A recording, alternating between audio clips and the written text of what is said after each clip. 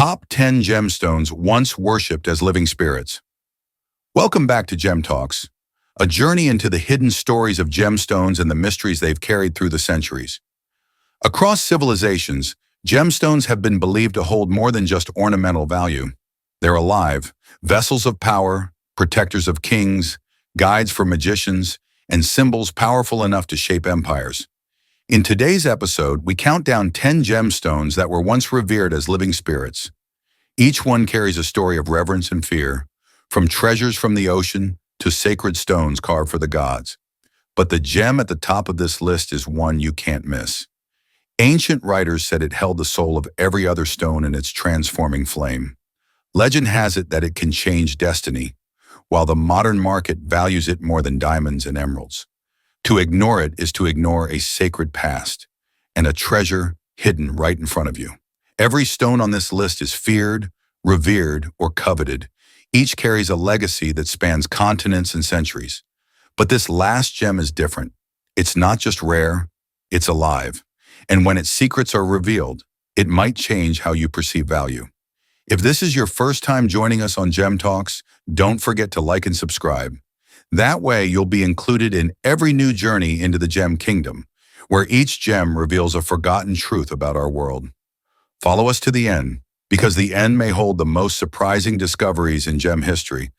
Ranked 10th, Black Tahitian Pearl, the ocean's dark soul once worshipped as a living gem. In Polynesian myth, the sea was more than water. It was the domain of the gods. Among its hidden treasures was a gift from Oro, the god of war and love, offered to humanity in the form of a black pearl. Known today as the Black Tahitian Pearl, it was once believed to carry the tears of divinity, the soul of the ocean, and the silent power to protect its bearer. Unlike the familiar white pearls of Europe, these dark gems emerged from the largest pearl oyster on Earth, Pinctada margaritifera. Found in the warm lagoons of Tahiti and the scattered islands of French Polynesia, the oysters take years to create a single gem. Layer by layer, nacre grows around the nucleus, giving rise to hues that shift between jet black, storm gray, peacock green, and a violet sheen. No two pearls are alike. Each carries its own light within the shadows. For the Polynesian chiefs, possession of a black pearl was not merely an adornment, but a symbol of authority. To hold one was to prove divine favor. When European explorers first arrived in the 18th century, they were stunned to see pearls treated not as ornaments, but as sacred heirlooms. Some were given as offerings in negotiations. Others disappeared into royal treasuries, transforming from myth into legend. Today, the Black Tahitian Pearl holds its place among the most coveted of all ocean gems. At auctions by Sotheby's or Christie's, natural strands of large, flawless pearls can command hundreds of thousands of dollars. Jewelers prize the iridescent peacock tones, shifting greens and blues, that are many times rarer and more expensive than any traditional white pearl. Designers now push the stone beyond necklaces. Men's signet rings, minimalist bracelets, and even luxury watches are crafted around the pearl's enigmatic glow. Geology explains, the dark color does not come from pigment, but from the microstructure of aragonite crystals within the nacre, scattering light into shifting spectrums. This optical play creates an illusion of motion, as if the surface carries the restless memory of the sea itself. For that reason, Polynesian people once referred to these pearls as living eyes of the ocean. But rarity is not only in color, it is in survival. Pearl farming in Tahiti is an industry balanced on the edge of fragility. A slight change in salinity or temperature can cause the death of thousands of oysters. For every 100 oysters seeded, only a handful produce pearls of commercial grade. That risk, layered with mythology, transforms each pearl into a precious narrative, not just a jewel. A single Eoyabilier grade Black Tahitian Pearl, 12 to 14 millimeters across with the perfect peacock overtone, may retail for $5,000 to $30,000 when set in a ring or pendant. A matched necklace of 20 to 30 stones can reach $250,000 or more. Its value lies not in weight alone, but in the fusion of myth, geology, and human devotion. Gaze long enough into a Black Tahitian pearl, and it does not merely reflect light. It holds a depth beyond surface, a quiet resonance that belongs to another world. It is an object that evokes images of Polynesian priests whispering prayers to the sea, and modern collectors bidding fiercely under the auction lights. If you found this gem as surprising as the myths that surround it, leave a comment below. Is the black Tahitian pearl truly a gift of eternal love, or is it a shimmering illusion humanity has wrapped in story for centuries? The screen lingers on a single black Tahitian pearl, resting alone against a dark tide. No narration, no sound, only the orb itself, glowing faintly, like the ocean's eye staring back into silence. Ranked ninth, Chrysoberyl cat's eye, the all-seeing protector against the evil eye. To the untrained eye, Chrysoberyl appears ordinary, a yellow-green stone, crystalline and transparent. But under a single beam of light, a sharp band flashes across its surface, moving as the stone is turned. This phenomenon is called chatoyancy, derived from the French œil de chat, the cat's eye. It is not just an optical illusion. For centuries, it has been regarded as a gaze that sees beyond human vision. Chrysoberyl cat's eye forms deep underground in pegmatite veins, rich in beryllium and aluminum, often discovered in Sri Lanka, Brazil, and parts of India. The chatoyant effect comes from parallel fibrous inclusions of rutile within the crystal lattice. When cut en cabochon, the light concentrates into a single luminous slit, an eye that seems to open and close depending on its angle. In South Asia, this eye was not seen as decoration, it was a guardian. In Vedic traditions, the cat's eye was associated with Ketu, the shadow planet linked to karmic forces and spiritual awakening. Believers wore it to ward off the dreaded evil eye, the curse of envy and malice. Kings, warriors, and merchants placed the stone in amulets, convinced that the gaze of the cat's eye would shield them from betrayal, illness, or sudden disaster. In Sri Lanka, the gem became known as Lasunia. Folklore spoke of travelers who carried it at night, believing its pale glow could deter unseen spirits lurking in the jungle. Merchants in Colombo prized it as a talisman, ensuring financial stability, and referred to it as the fortune stone. Its reputation spread so widely that in the 19th century, when European collectors encountered it, they carried home not only the stones, but the myths stitched into them.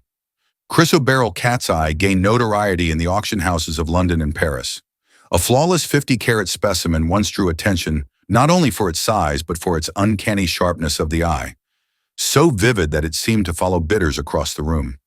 Even today, fine gems of just 5 to 10 carats with a strong, centered eye can command tens of thousands of dollars. Stones with honey-yellow bodies and silver-white eyes are the most sought after. Beyond commerce, the gem's true power lies in its dual nature. Geology explains chatoyancy through physics, light bouncing off inclusions. Yet cultures saw it as an inversion of perception. The stone did not reflect the world, it looked into it. To hold a cat's eye was to believe one possessed not a gem, but a gaze, impartial, eternal, and watchful. For jewelers, cat's eye is most often fashioned into cabochon rings. Its shape, smooth and domed, enhances the effect of the eye, making it appear alive. When worn, especially under shifting light, the band moves like the blink of a living creature. Some describe it as a silent companion, a protector that never sleeps. The paradox is irresistible. Is it the wearer who watches over the world, or the stone that watches over the wearer? In that inversion lies the enduring appeal of Chrysoberyl cat's eye. If this gem surprised you with its shifting gaze, leave a comment. Do you think its all-seeing eye is a mere illusion, or a guardian force that continues to protect across centuries? The lens zooms into the cat's eye. A single band of light slices across the gem. It flickers, blinks, and suddenly the perspective shifts. The viewer is no longer looking at the stone is looking back. Ranked 8th, Jadeite, the sacred green fire of empires. In the mountains of northern Myanmar, miners cut deep into serpentinite deposits. There, within boulders cloaked in gray, veins of translucent green emerge. Jadeite. Unlike nephrite, its softer cousin found across Eurasia, jadeite possesses a vividness that can ignite with emerald-like fire. Its formation requires extreme geological conditions, sodium-rich fluids infiltrating high-pressure metamorphic rocks, crystallizing over millions of years. The result is a gem whose spectrum runs from pale lavender to icy white, but whose most prized form is an intense glassy green, the variety known as imperial jade. The story of jadeite is inseparable from the empire. During the Qing dynasty in the 18th century, caravans carried rough boulders from Myanmar across treacherous passes into China. There, skilled lapidaries cut, polished, and transformed the raw stone into rings, pendants, and carvings destined for the Forbidden City. To the Manchu emperors, jadeite was more than beauty. It was a symbol of legitimacy. Possessing the rarest green was a sign of heaven's mandate. Court rituals demanded vessels and ornaments carved from jadeite, elevating the stone into an imperial emblem. Unlike diamonds, jadeite's value was not standardized by clarity or carat weight. Instead, Chinese connoisseurs developed a language of texture, translucency, and hue. Lao Kang referred to fine-grained stones with glass-like luster. Fei Kui described the vibrant greens. This specialized vocabulary reflected centuries of devotion, turning jadeite into an art form as much as a gemstone.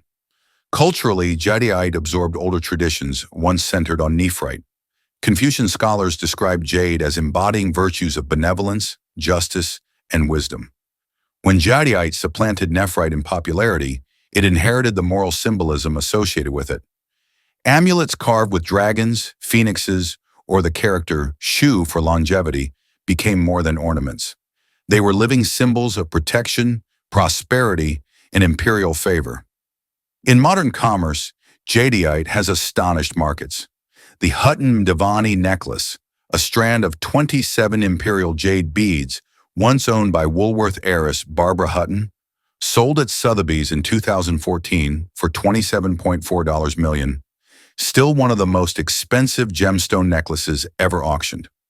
Collectors in Hong Kong and Beijing continue to compete fiercely, with individual bangles fetching millions of dollars. Unlike most gems, jadeite's value often increases with cultural demand. Its worth is determined as much by heritage as by geology. Visually, jadeite holds an almost paradoxical beauty. Cut into cabochon, its translucency allows light to penetrate and reflect within, creating an inner glow, a green fire that seems to burn beneath the surface. Carvings reveal its strength. Though tough, it can be polished to a mirror finish. Rings, pendants, and statues each bear not just an aesthetic, but an ancestral weight. Jadeite's role as a living archive is undeniable. In museums from Taipei to Beijing, imperial jadeite treasures sit encased in glass, documented and cataloged. Yet the stone's resonance goes beyond display.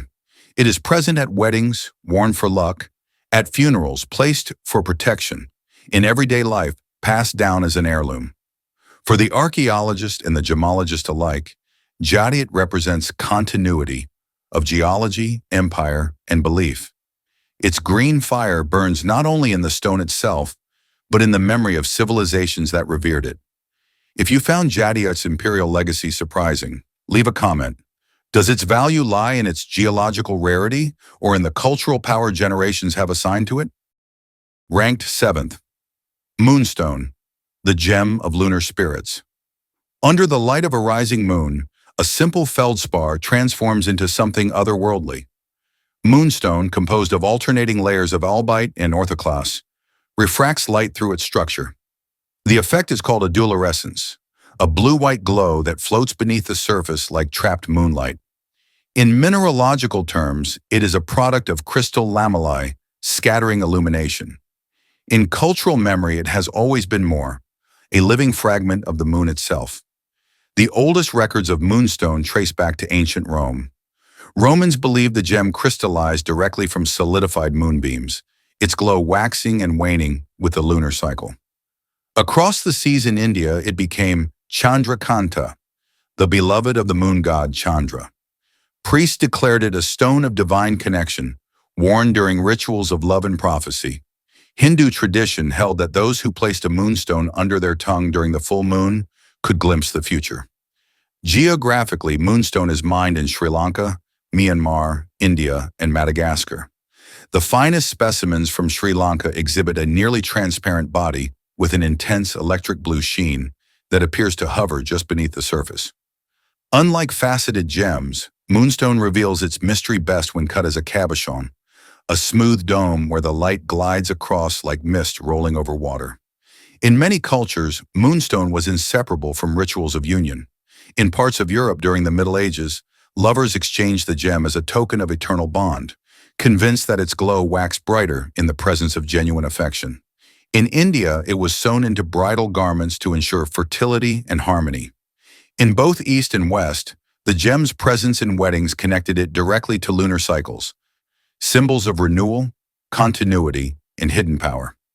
Modern jewelry houses embraced Moonstone during the Art Nouveau era of the late 19th and early 20th centuries. Designers like René Lalique and Louis Comfort Tiffany crafted ethereal pieces where moonstones glowed among silver filigree and enamel. The gem became associated with femininity, mystery, and intuition, ideals ideally suited to the aesthetics of the time.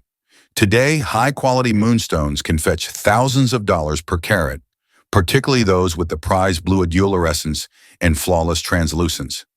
Yet for all its cultural weight, Moonstone is elusive. Its glow can appear strong in one light, then vanish completely in another. The stone exists in a state of constant flux, much like the moon itself. For those who wore it as an amulet or jewel, that shifting quality was its essence. Moonstone did not merely reflect the moon, it carried its changing spirit into the world of humans. To archaeologists and historians, Moonstone illustrates a universal truth. Humanity's need to connect heaven and earth through physical objects. A stone that glows like the moon became a natural bridge between cycles of nature and the rituals of love, marriage, and prophecy. If you find Moonstone's dual life between science and myth fascinating, leave a comment. Is its light only an optical phenomenon, or is it a living echo of the lunar spirit? Ranked 6th, Obsidian, the mirror of the underworld. In laboratories today, certain surgeons still experiment with scalpels made not of steel, but of volcanic glass. Their blades, fashioned from obsidian, are sharper than any metal, capable of cutting at the width of a single molecule. It is here in the sterile light of modern science that obsidian reminds us. Before steel, before bronze, before recorded history, there was only fire, and stone, and glass born from a volcano's rage. Step backward through centuries, and obsidian is no longer surgical, but martial. In the hands of Mesoamerican warriors, it was the cutting edge of empires. The Aztec macuahuitl, a wooden club lined with razor-sharp obsidian blades, could slice through flesh and bone with terrifying efficiency. Spanish conquistadors, armored in steel, wrote of their shock when they saw native weapons cleave through horse and soldier alike. To the Aztecs, obsidian was not merely a tool of war.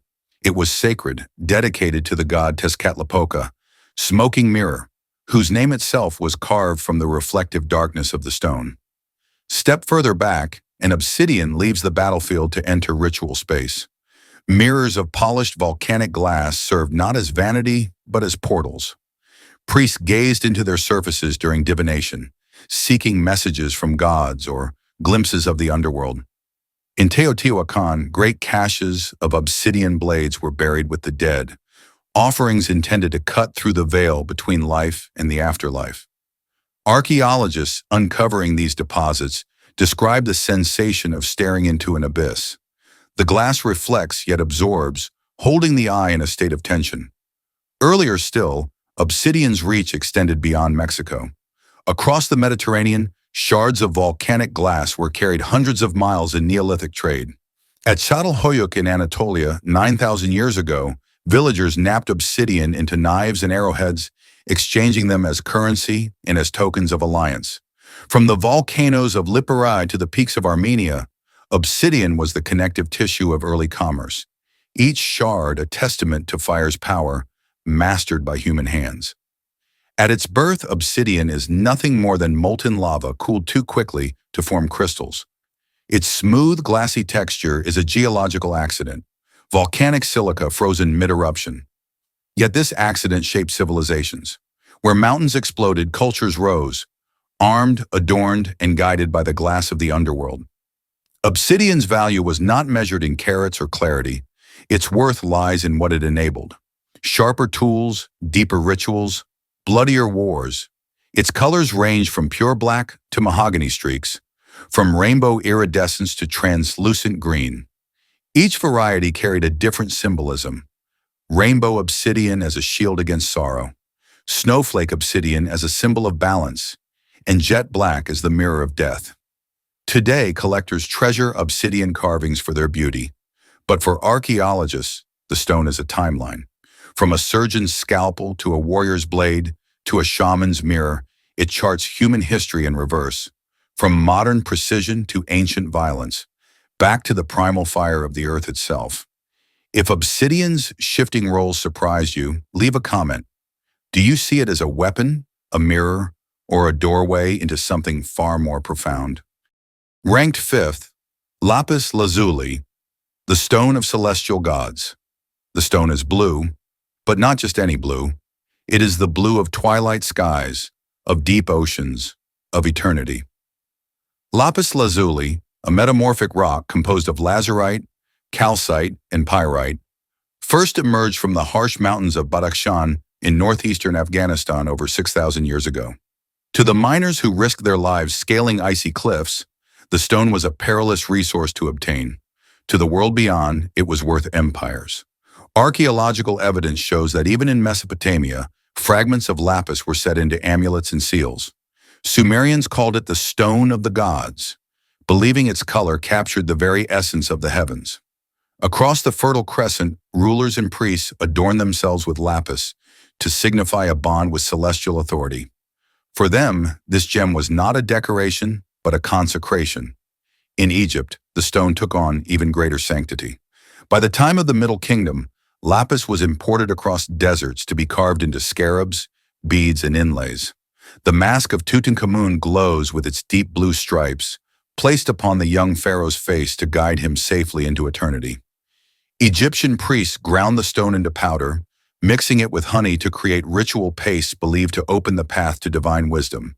To look upon lapis was to look into the eyes of gods. Lapis was not only sacred, but practical, a bridge between ritual and art. Ground into ultramarine pigment, it became the most prized color of the medieval and Renaissance world. For painters like Giotto and later Michelangelo, the blue of lapis symbolized holiness itself. The Virgin Mary's robes, often painted in ultramarine, owed their color to crushed Afghan stone carried thousands of miles by caravan. At times, a pound of lapis pigment was worth more than a pound of gold. The stone's appearance reveals its dual nature. Flecks of golden pyrite scattered across a blue matrix resemble stars scattered across a midnight sky. When polished, it gleams as though alive. When held in shadow, it seems to withdraw into silence. For this reason, many cultures associated lapis with truth and vision. In Babylon, it was said to sharpen the mind. In Egypt, it opened the third eye. In the Islamic world, amulets of lapis were engraved with Quranic verses, carried as guardians against misfortune. Commerce in lapis-shaped civilizations. Trade routes known as the Lapis Road stretched from Afghanistan to Mesopotamia, Egypt, and beyond. Caravans moved across deserts under armed guard, their cargo destined not for common markets, but for palaces and temples. Each bead and carving carried with it the aura of distant mountains and the silence of rituals held in its name. Today, fine lapis is still mined in Badakhshan, though political instability makes supply uncertain. High-quality specimens with uniform, deep blue color and minimal calcite inclusions are rare. They are cut into cabochons, carved into amulets, or ground into pigment for restorations of old masterpieces. While prices vary, exceptional stones can reach thousands of dollars per kilogram, mainly when destined for high-end jewelry. Yet for all its modern uses, lapis remains inseparable from silence. Museums house artifacts in glass cases, beads once worn by Mesopotamian queens, statues inlaid into Egyptian tombs. Visitors stand in reverence, not speaking, as though the stone still carries an unspoken command to listen, not to explain. If you found Lapis Lazuli's journey from sacred temples to Renaissance art surprising, Leave a comment. Is its most significant legacy in the pigments that painted the divine, or in the silent aura that once connected kings to the gods? Ranked fourth, amber, the eternal light of ancestors. Long before humans carved statues or built cities, trees were already shaping their own treasures. Amber is not a mineral, but a fossilized resin formed when prehistoric conifers bled golden sap. Over millions of years, that resin hardened, preserving within it fragments of ancient forests, leaves, pollen, even insects mid-flight. To hold a piece of amber is to have time itself, a moment of life suspended in light. Geologically, amber is found along the Baltic coast, in Myanmar's Hukong Valley, and scattered across the Dominican Republic. Each region yields a distinct hue: honey yellow from Europe, deep orange from Asia, and rare shades of green or blue from the Caribbean. Though softer than gemstones with a hardness of 2 to 2.5 on the Mohs scale, amber's allure comes not from durability, but from warmth. Unlike cold stones, it feels alive against the skin, as if still carrying the breath of the trees that gave it birth. In ancient Europe, amber was more than an ornament. Archaeologists uncover beads buried in Neolithic graves, suggesting that they were placed with the dead to guide their spirits. Among Baltic tribes, amber was called the tears of the sun. Greeks spun myths of Phaethon, son of Helios, who fell from the sky. His sister's grief crystallized into amber drops that rained into rivers. Each piece of amber carried with it the memory of loss and the promise of light everlasting. In the Roman Empire, demand for amber surged. Legions marched north to secure access to the Amber Road, trade routes stretching from the Baltic to the Mediterranean. Roman women wore strings of amber beads. Gladiators carried amulets into the arena, convinced they warded off injury. Pliny the Elder described amber's ability to attract small objects when rubbed, what we now know as static electricity. But to his audience, it was proof of amber's magical vitality. In Asia, Burmese amber, known as Burmite, was prized in China for its use in carvings of Buddhist deities.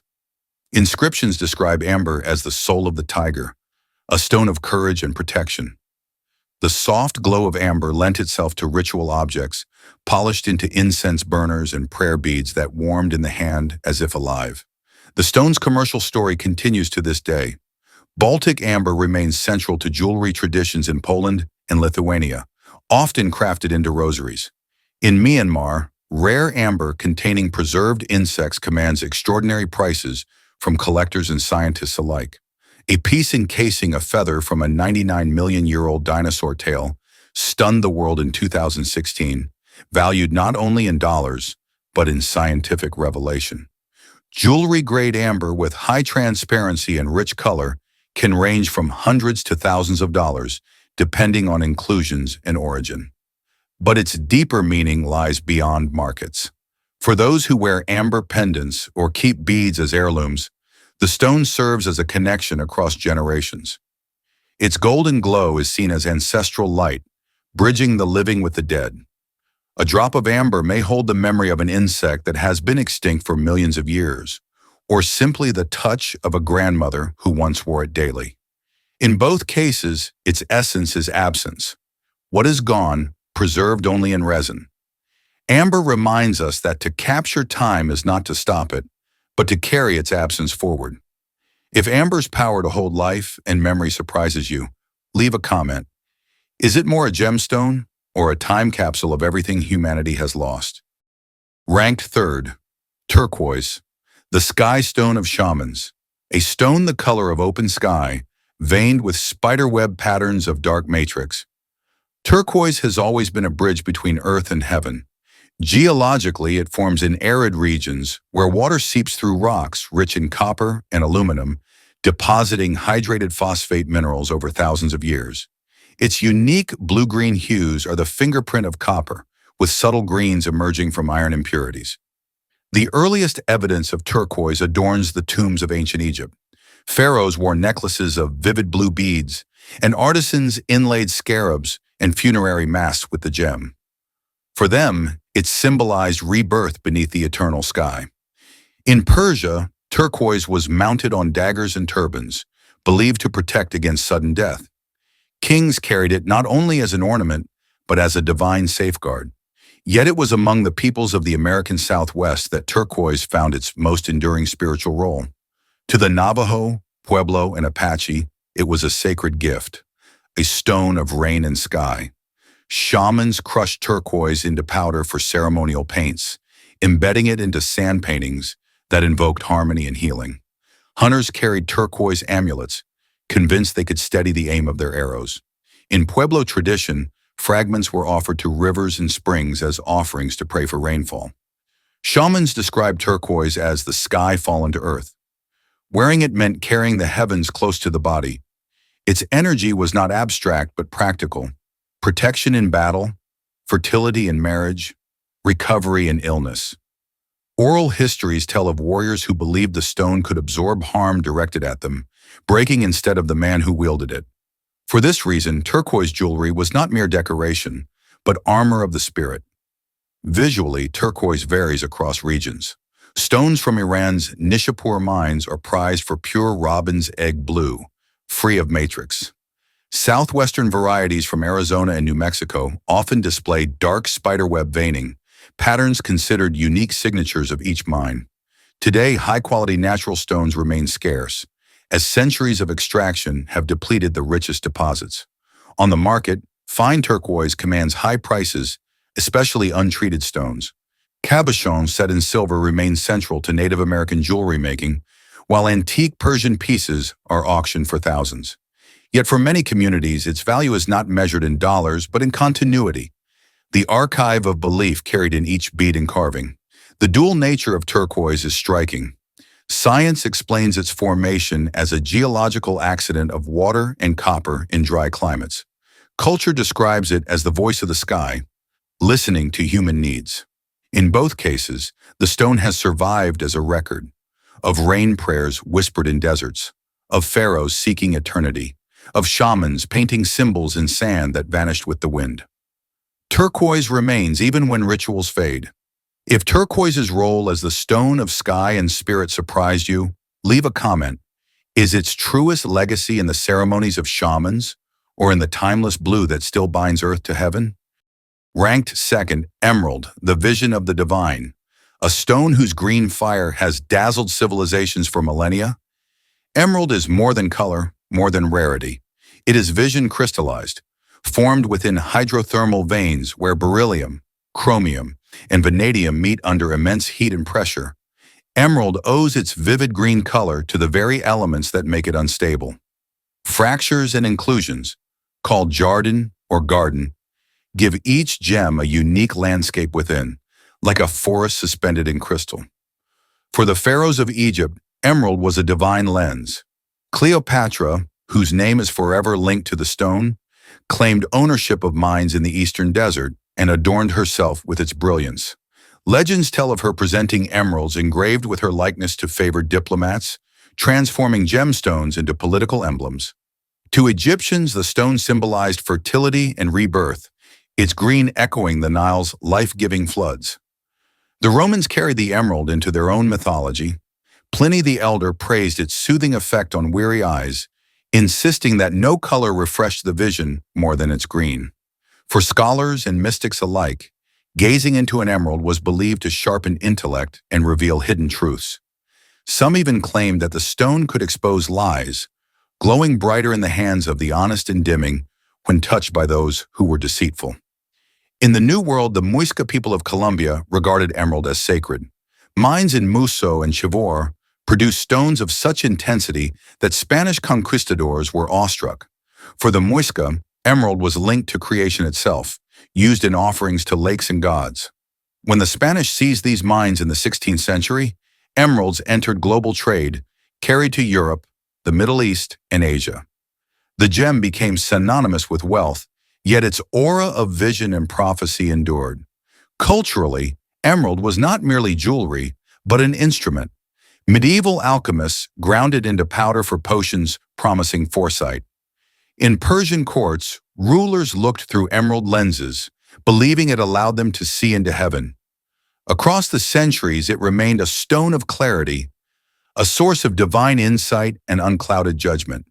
Today, emerald remains one of the big four precious gemstones, alongside diamonds, rubies, and sapphires. The most valuable stones, Colombian emeralds with pure saturated green and high translucence, can sell for tens of thousands of dollars per carat. Famous pieces, such as the Rockefeller Emerald or the Mughal Emerald, weighing hundreds of carats, fetch prices in the tens of millions. Yet collectors often accept inclusions as proof of authenticity. The Jardine is not a flaw, but a fingerprint, a reminder of the stone's turbulent birth. Visually, emerald's green radiates beyond itself, bathing the surroundings in a cool glow. When set into rings, crowns, or pendants, it draws the eye with magnetic intensity. For wearers, it has long been believed to calm the spirit and sharpen awareness. For viewers, it demands attention, holding gaze as though it were gazing back. Emerald's role as the vision of the divine is not just a metaphor. It has been a mirror for human longing, to see beyond limits, to discern truth, to glimpse eternity. Its green fire is not static beauty, but an invitation to look deeper. If you found Emerald's story both dazzling and unsettling, leave a comment. Is its most significant power its geological rarity, or its ability to make humans believe they can see what lies beyond? In first place, opal, the living spirit of colors. There is no other gemstone that breathes with such shifting fire. Opal, a mineraloid formed from silica spheres packed in delicate arrays, is less crystal than a miracle of water and light. As illumination passes through its microscopic layers, it diffracts into spectral flashes, a phenomenon gemologists call play of color. To ancient eyes, it was something else entirely, a stone that contained every gem in existence, alive with all colors at once. The earliest known opal mines were in Ethiopia and later in the hills of Hungary, but it was in Australia that the stone revealed its true abundance. There, in Lightning Ridge and Coober Pedy, miners unearthed fiery black opals glowing with reds, blues, and greens so intense that observers swore they had captured storms in solid form. Aboriginal stories spoke of a rainbow that touched the earth, its colors sinking into stone. Opal was not inert matter.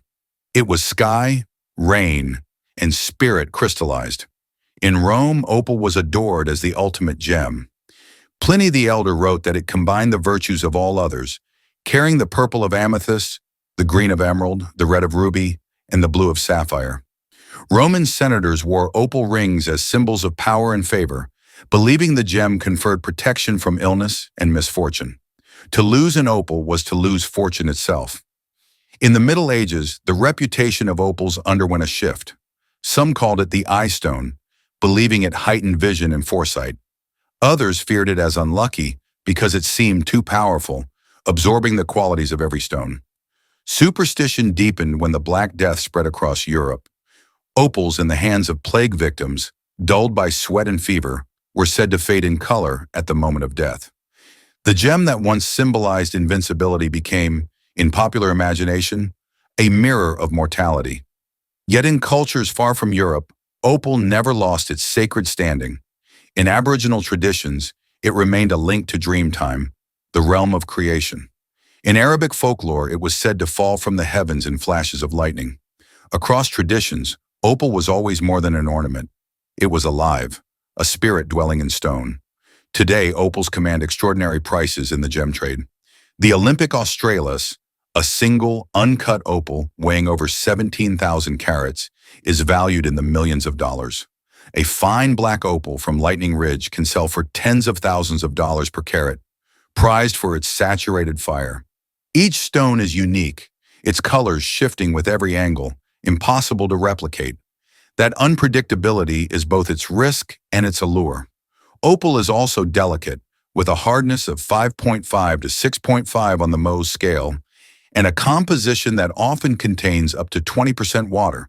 It can dry, crack, or craze, reminding us of its fragile nature. To wear an opal is to carry something alive but vulnerable, as though the rainbow within might vanish at any moment. In jewelry, opals are cut into cabochons, their domed surfaces amplifying the play of color. When set into rings, brooches, or pendants, they seem to move under the light, never showing the same face twice. Unlike diamonds or sapphires, which dazzle with permanence, opals dazzle with change. Opal's legend, as treasure, as curse, as living spirit, remains unresolved. For some, it is a gem of pure fortune. For others, a reminder of fragility. For all, it is a stone that refuses to stay silent. If the story of opal has surprised you, leave a comment. Do you see it as a gift of all colors, or a spirit too wild for human possession? From pearls born in the ocean's depths to opals that blaze with every color of the cosmos, these 10 gemstones remind us of a forgotten truth. For centuries, humanity did not see stones as lifeless matter, but as living spirits, companions, protectors, even divine messengers. The journey ends tonight with a gem once believed to hold all others within it, a stone that shimmered like creation itself. But the story of gemstones never truly ends. Each one carries questions still unanswered. Were they merely beautiful accidents of geology, or did our ancestors glimpse something deeper that science has yet to explain? Here at Gem Talks, we will continue to search for those answers. If this episode surprised you, let us know in the comments which gemstone spoke to you most and why. Your thoughts might shape the next journey we take together. And if this is your first time with us, don't forget to like and subscribe. That simple action ensures you won't miss what comes next in the Gemstone Kingdom. Because in our next episode, we step into another forgotten chapter, the gemstones that were once used as money. Long before coins, long before gold, when the very stones of the earth were currency itself. Thank you for watching, and thank you for supporting Gem Talks. We'll see you in the subsequent discovery.